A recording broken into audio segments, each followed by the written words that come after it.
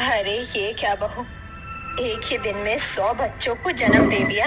आज पहली बार मैंने किसी को देखा है जिसने 100 बच्चों को जन्म दिया। अरे माँ जी, आप ही तो बच्चा बच्चा कर रही थी। अब जब इतने सारे बच्चे आपको मिल गए तो अब आपको दिक्कत हो रही है। अरे बहू, मैंने तो अपने वंश को चलाने के लिए एक पोता मांगा था, 100 पोते नहीं। अब तो मुझे ऐसा लग रहा है कि ये मेरा घर नहीं बल्कि गांव बन जाएगा।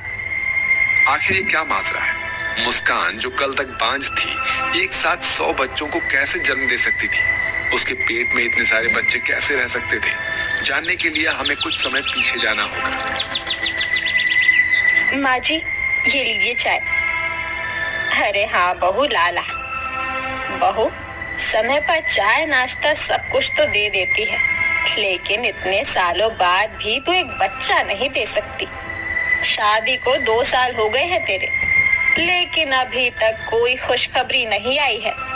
मेरी आंखें तो तरस चुकी है पोते पोती खिलाने के लिए, लेकिन मुझे नहीं लगता कि तू ये मुझे खुशी दे पाएगी।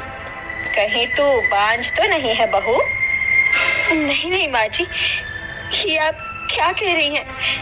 मैं बांझ कैसे हो सकती हूँ?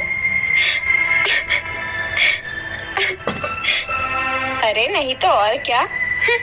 आखिर अभी तक तुझे एक भी बच्चा नहीं हुआ है। गांव में देख, सबकी सास पोते पोतियां खिला रही है।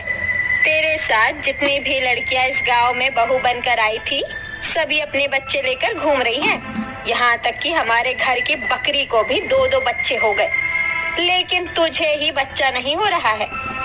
अब जा, खड़ी खड़ी मेरा मुंह क्या देख रही है? घर में जा और खाना बनाने की तैयारी कर। तुझसे तो बस यही हो पाएगा।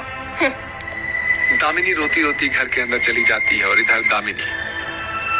अरे अब क्या बताऊं, एक बहू लाई थी, 2 साल हो गए, अभी तक इस घर में बच्चे की किलकारियां तक नहीं गूंजी। कैसी बहू है, औरत के नाम पर तो कलंक है कलंक।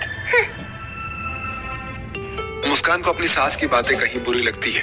वो कमरे में जाकर रो रही